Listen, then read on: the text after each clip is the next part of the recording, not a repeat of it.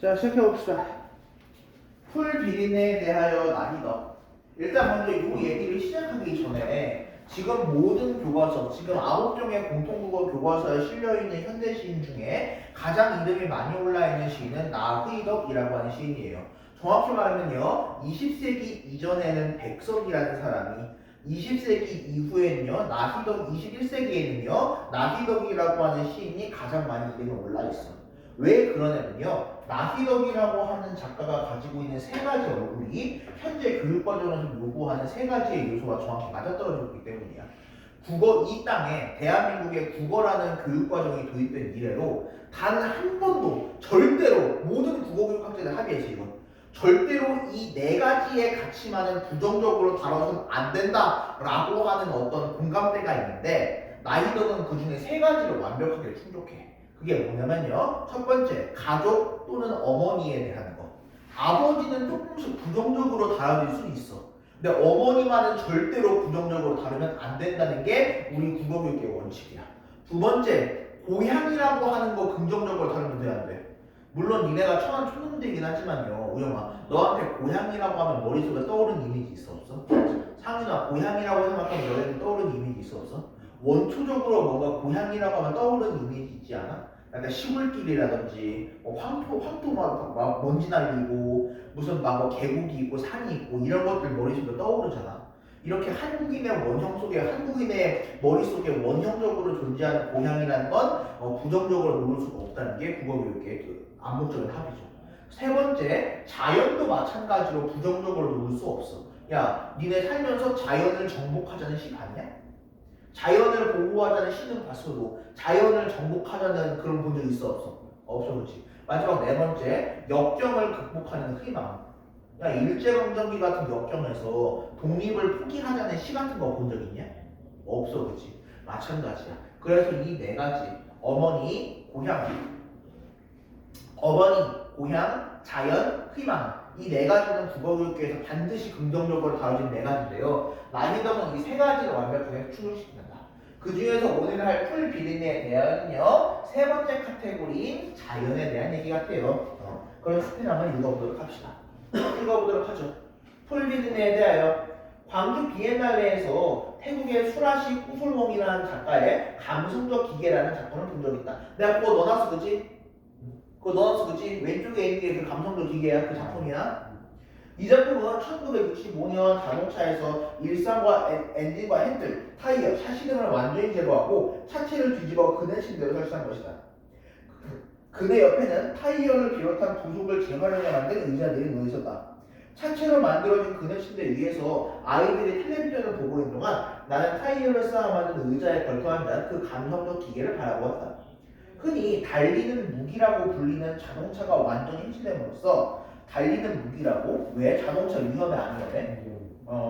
새로운 용도로 거듭난 모습은 예술 고유의 전복성을 보여줄 뿐만 아니라 자동차에 대한 생각을 곱씹어보게 했다. 이제 글쓴이는 뭔 얘기할 거라고? 자동차에 대한 자기의 생각을 한번 얘기해 볼 거야. 그치? 바로 이게 첫 번째 출제 포인트. 글쓴이가 자동차에 대해 어떻게 생각을 하였나? 이걸 알아가는 첫 번째야. 그 무렵 나는 초보 딱지도 떼지 않은 상태에서 자동차가 주는 편리함과 불안함을 아주 예민하게 느끼고 있었다. 면허를 따놓고도 운전해놓도록 차를 살 생각이 별로 없었다. 근데 애들을 데리고 객지로 이사한 뒤에는 하나부터 열까지 내 손으로 해결해야 됐고 어쩔 수 없이 운전을 하게 되었다. 물론 처음엔 출퇴근 때나 장을 볼 게 많을 때에만 차를 가지고 다녔는데 마음이 답답할 때 무작정 차를 몰고 교회로 나가는 습관이 생겨나기 시작했고 실제 목적 없이도 차를 보는 일이 잦아졌다. 그러니까 딱히 특별한 목적 없이도 자동차를 타는 일이 많아졌다는 거지. 옛날에는 처음엔 어땠는데? 필요할 때만 탄다. 점점 내가 운전이 익숙해지면서 어떤 습관이 생겼다? 필요하지 않아도 자동차를 타는 일이 생겼다. 누구의 방해도 받지 않고 나를 어디로든 데려다 줄 수 있는 이 밀폐된 공간에 그렇게 조금씩 길들여져 갔다. 그 밀폐된 공간이 뭔데? 자동차야, 그치? 스웨덴의 생태학자 에밀 템스렘은 자동차라는 물건이 자기 자신의 영토 안에 머물고자 하는 의지와 영토 밖으로 움직일 필요성을 동시에 충족해준다라고 말한 바가 있다. 자동차라고 하는 거 개인 공간이야? 아니면 공용 공간이야? 자동차라고 하는 공간은 개인 공간이야, 그치? 근데 그 개인 공간이 움직여 안 움직여? 움직이는 개인 공간이었지. 그럼 자기 자신의 영토 밖으로 나갈 필요성이 있을 때에도 자동차가 그 역할을 안 한다. 나의 공간이지만 움직이는 나의 공간인 거야, 그지? 이거 절묘하다. 현대인들이 자동차라고 하는 아늑한 자궁으로부터 잠시도 떨어지지 않고 싶어하는 것도 바로 이 모순된 욕망을 자동차라는 공간이 해결해주기 때문이다. 뭐가 모순된 욕망이야? 나의 영토 안에 머물고자 하는 의지와 영토 밖으로 나가고자 하는 필요성. 이 두 가지를 다 해결해준다고 해결해주지 않는다고? 이 두 가지를 다 해결해주는 거라고. 앞에서 말한 감성적 기계처럼 자동차를 해체하지 않아도 자동차는 이미 충분히 감성적 기계라는 노릇을 하고 있는 셈이야. 왜? 그만큼 안락한 공간이니까 안락하지 않은 공간이니까 자동차는 이미 충분히 안락한 개인 공간으로서의 기능, 감성적인 기능을 충분히 하는 셈이었다라고 생각을 하고 있어. 그치? 자, 이제 자동차라고 하는 거, 글쓴이는 먼저 자동차라고 하는 거에 대해 어떤 생각을 하게 됐나요? 첫 번째, 운전 초보였을 때는 생각이 어땠어요? 초보 시절에는요, 실제 목적, 실제적 목적이 있을 때에만 탔어, 그치?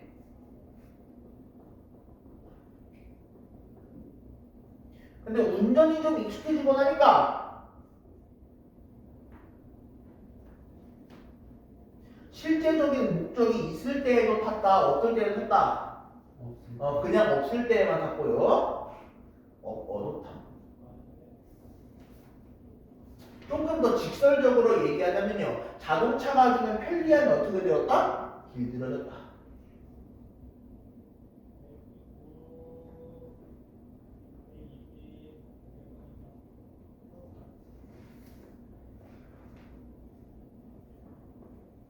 그래서 자동차를 지금 뭐라고 얘기한 거야?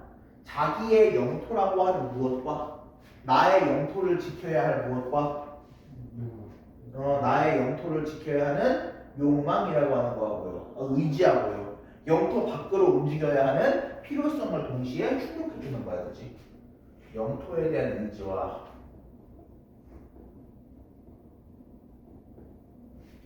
플러스 움직여야 할 필요성을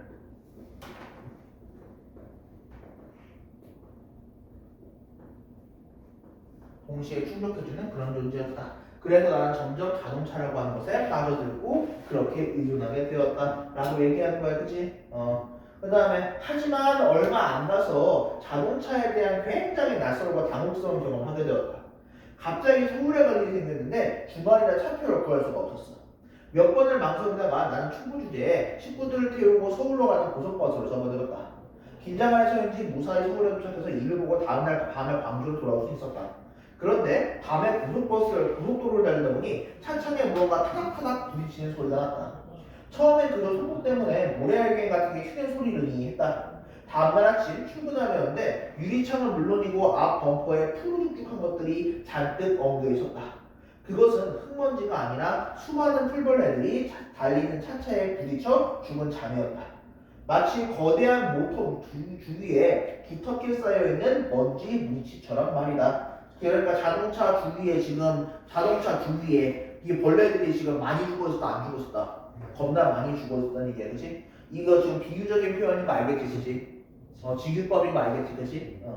그다음에 그걸 닦아내는데 나는 지난밤 엄청난 범죄라도 저지른 사람처럼 손발이 후들후들 떨려 도망치듯 세차장을 갔다. 언니들 나 손발이 벌벌 떨려, 그치? 손발이 벌벌 떨렸대. 왜? 교체감을 느꼈으니까 안 느꼈으니까. 그러나 세척기계의 모서리도 엉겨붙은 풀벌이들의 흔적으로 완전히 지워지지 않았다. 운전을 잡을 때마다 이 풀 비린내라고 하는 건 문서리 쳐지는 기억으로 남았고 나는 손을 씻고 또 씻었다. 왜? 죄책감을 잊고 싶어서 안 잊고 싶어서? 죄책감을 잊고 싶어서. 시속 100km 정도의 그렇게 많은 풀벌레가 즐겨졌다는 것도 믿기 어려웠지만 이런 살상의 경험을 모든 운전자들이 초경처럼 겪었으리라는 사실이야말로 나에게는 예상치 못한 충격이었다. 인간에게 안락한 공간이 다른 생명을 해칠 수 있다는 자각이 그래서 찾아왔다라고 얘기하고 있어요. 그러니까 지금 이 풀 비린내라고 하는 건 화자가 일단 뭘 깨달을까?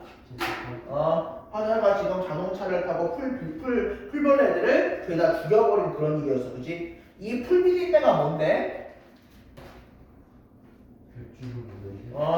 풀 비린내라고 하는 건요. 벌레들이 풀벌레들이 뭐 한 거? 죽은 거 안 죽은 거 차창에 부딪혀 죽은 사건이야, 그치?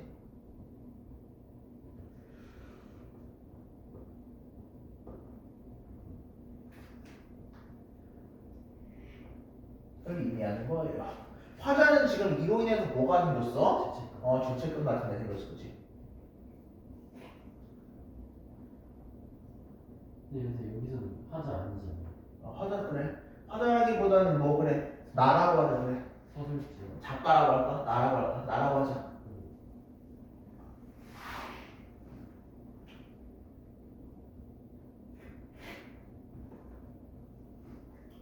나의 죄책감이 발산이 되었어요.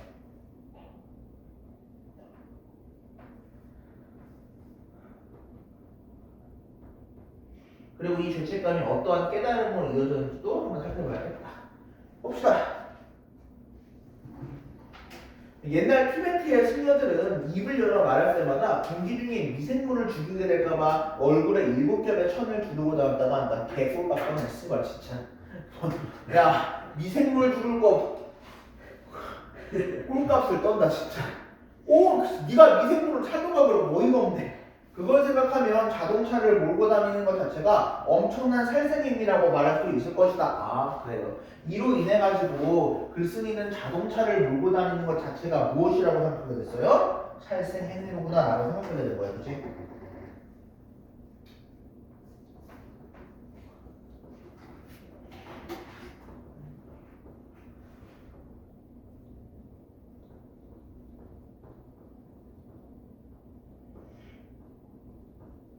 라고 하는 깨달음을 얻게 되었다.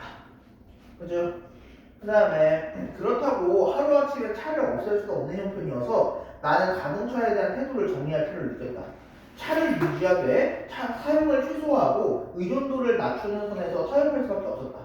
그리고 그 감성적 기계의 편안함에 길들여지는 순간마다 그것이 풀 비린내뿐만 아니라 피 비린내를 불러올 수도 있다는 자각을 잊지 않으려고 했다. 이번에 풀 비린내가 아니라 피 비린내가 될 거예요. 누구를 해칠 수도 있다?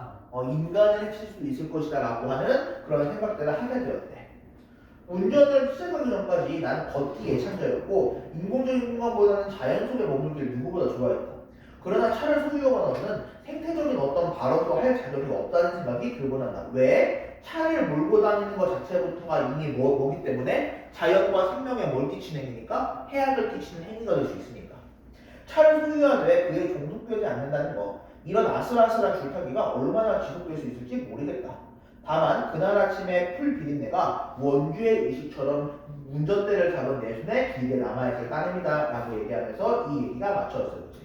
어쨌든 그래가지고 결국 이를 통해가지고 화자는 자동차라고 하는 걸 지금 어떻게 듣게 했다고? 의존도를 지금 줄여야겠다고 줄이지 말아야겠다고? 의존도를 줄여야겠다고 마음먹게 했다고. 풀 비린내 사건이고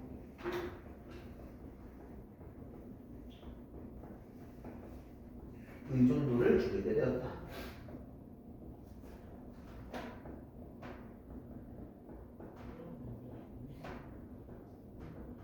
일종의 성찰이나 깨달음 같은 걸 얻는 거겠지, 그지? 그런 얘기가 들었어요.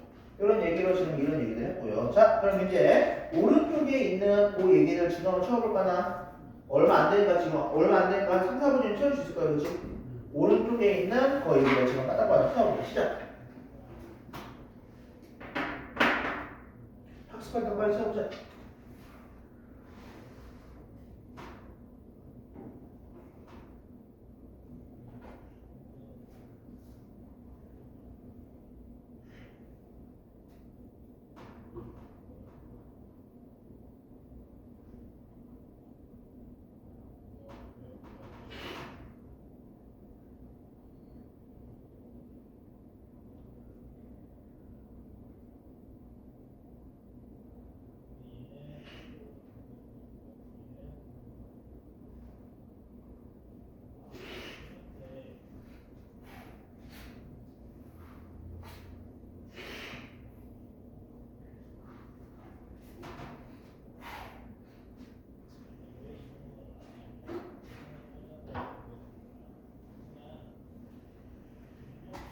뒤에도 있어.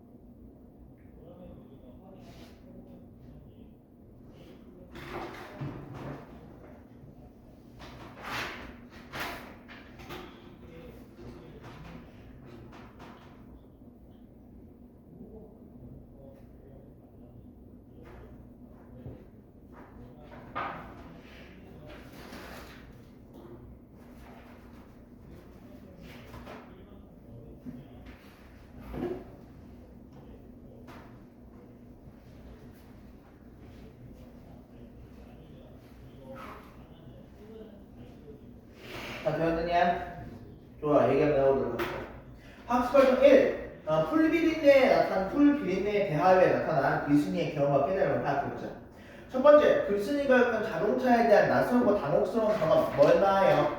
풀벌레는 세상에 주고. 맞아. 수많은 풀벌레가 차에 죽은 잔을 발견했고요. 세차를 했어도 그 흔적은 지워졌어요? 안 지워졌어요? 운전대를 잡을 때마다 풀비린내라고 하는 그 절체감을 떨쳐냈어요? 못 떨쳐냈어요? 그렇지, 떨쳐내지 못했어요 라고 하는 거. 두 번째, 일의 경험을 하기 전과 후에 자동차에 대한 글쓴이의 생각은 어떻게 달라졌나요? 경험 이전에는 자동차는 어떤 거였어? 꼭 필요할 때만 몰고 다니는 거였어. 근데 점점 풀비린내 경험 이후에는요, 모임을 결국 깨닫게 되었다. 자동차를 모는 것 자체가 살생 행위임을 알게 되었다라고 하는 거. 그 다음 세 번째, 결국 글쓴이의 일을 통해 얻은 깨달음이 뭔가요?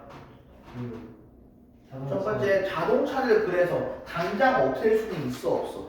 없어. 그래가지고 뭐 하게 되는 거야? 의존도를 좀 줄이게 되보자 라고 하는 게 첫 번째 깨달음이었고요. 두 번째, 자동차의 편안함에 길들여질 때마다 무엇도 이 풀비린내가 나중에는 뭐가 될 수도 있다? 피비린내로 돌아올 수 있다라고 하는 것도 지금 생각을 해봤어요. 그 다음에 두 번째, 글쓴이의 가치관과 작품의 주제를 한번 파악해봅시다. 1. 다음 기사를 참고하여 생태에 관해 글쓴이가 어떤 가치관을 지니고 있는지 한번 얘기를 해보도록 하죠. 기자, 작품에서 생태주의에 대한 관심을 많이 보이셨는데 어떤 경험에서 영향을 받으셨나요? 글쓴이, 우영이. 저는 어릴 때부터 다양한 사람들과 생활하면서 공동체에 관심이 많았습니다. 인간과 자연이 함께 공존할 수 있는 조화로운 삶을 앞으로 어떤 작품을 쓰고 싶으신가요? 상윤이. 근래 우리 삶을 빌려주신 서고스보다 운명에 대한 근본적인 현상이 나타나고 있습니다. 다음 작품의 인간에는 존재들을 위해 쓰고 싶습니다. 결국 이 글을 쓴 글쓴이가 꿈꾸는 삶의 모습은 어떤 삶인 거야? 어떤 가치를 가지고 있는 거야? 인간과 자연이 조화롭게 공존하는 삶을 꿈꾸고 있어요 라고 하면 얘기가 될까 안 될까? 얘기가 될 것 같아. 그치? 이런 얘기들이었고요. 잠깐만 요거 하나만 더 하자. 요거 얘기하느라 미처 얘기를 못했는데요. 세 번째, 이 글의 표현 방법의 특징이라는 것도 가끔씩 출제가 될 수 있는 포인트 중에 하나예요. 포인트 3. 이 글의 표현 방법.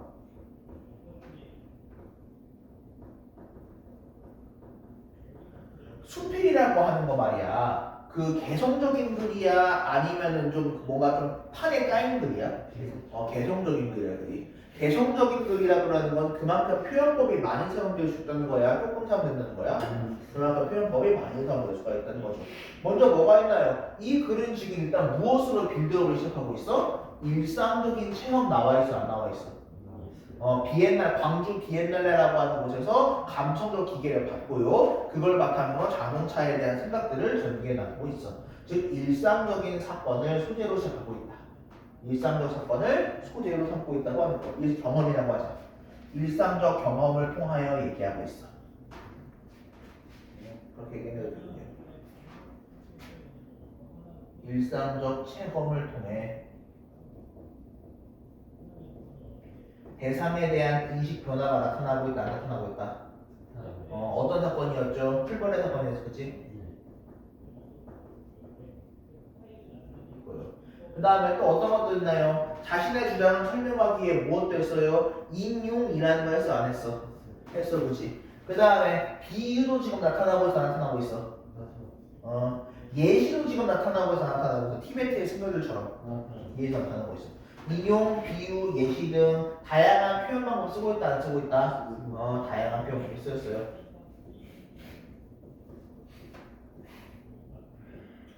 또 어떤 것도 지금 뭐라고 할 수 있을까?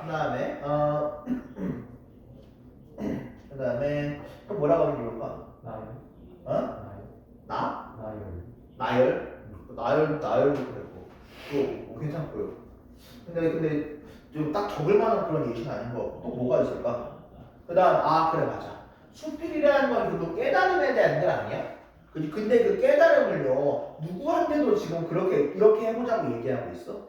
독자에게도 이런 깨달음을 할 수 있는 동기를 지금 주고 있어 안 주고 있어? 동기를 주고 있어 그지? 대상에 대한 새로운 관점을 제시함으로써 대상은 당연히 자동차겠고요. 새로운 관점을 통해서 누구에게도 독자에게도 한번 성찰해 보세요.